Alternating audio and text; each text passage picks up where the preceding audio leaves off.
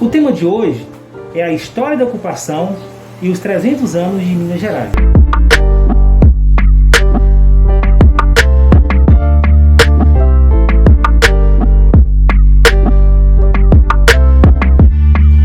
É muito importante o lugar do norte de Minas nessa história do estado, primeiro da capitania. Quando a gente fala norte de Minas, é preciso ter em mente que estamos usando uma linguagem de hoje. Nos primórdios, essa expressão norte de Minas seria inadequada. O que você tem no início são arraiais, que depois tornariam vilas e mais adiante cidades.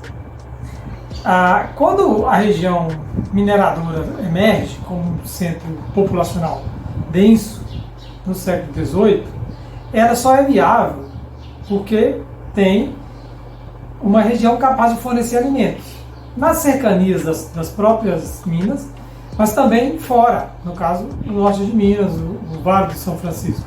Então seria, do ponto de vista da sustentação da região mineradora, um papel fundamental. É muito importante compreender que Minas Gerais, enquanto capitania e depois Estado, ela sempre foi muito plural. Fala-se inclusive no mosaico mineiro, que seria a reunião de regiões díspares culturalmente, economicamente, e o elemento que agregaria essas diversas partes seria a política. Também a cultura, mas quem faz a costura seria a costura seria feita numa dimensão política. Então, talvez não devêssemos falar em indiferença. Melhor seria dizer em hierarquia. As regiões das minas, elas são predominantes no discurso, na construção do discurso da mineridade. E aí, dentro desse discurso, o norte de Minas ocupa um lugar secundário. Mas ele não está fora, ele não pode estar fora.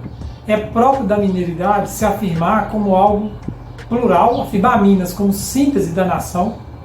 Então, as próprias diferenças no interior de Minas são indispensáveis para o próprio discurso da mineridade. Então, não dá para falar em diferença, mas em hierarquia, em posições de inferioridade dentro de um certo discurso identitário estadual, regional. Nós precisamos lembrar sempre que esses debates são construções a posteriori dos fatos. Porque definir o nome, definir uma narrativa histórica para o Estado tem fortes conexões com os interesses políticos. Então, a mineridade, da qual falei instantes atrás, ela é muito necessária às elites políticas mineiras, especialmente a partir da proclamação da República, nas disputas políticas internas. Internas que eu digo entre os estados, internas ao Brasil, entre os estados. Então, Minas não tem o poder econômico de São Paulo, por exemplo, mas tem um discurso político unificador muito poderoso. Político, eu estou destacando o aspecto político, mas a mineridade tem essa dimensão cultural.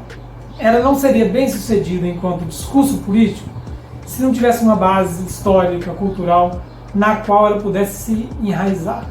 Esse debate sobre o lugar do norte de Minas na história, na identidade, no discurso sobre Minas Gerais, ele emerge com muita força também em momentos específicos aqui do norte de Minas, em que se pensou na criação de um Estado independente, especialmente em duas conjunturas, em 1967 e 68, quando se discutiu a criação do Estado de Cabralha, e depois em 1986 até 88, quando se discutiu a criação do Estado de São Francisco.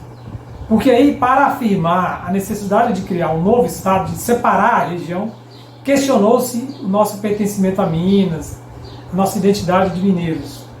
Mas esse é um tema que a gente pode discutir numa outra oportunidade.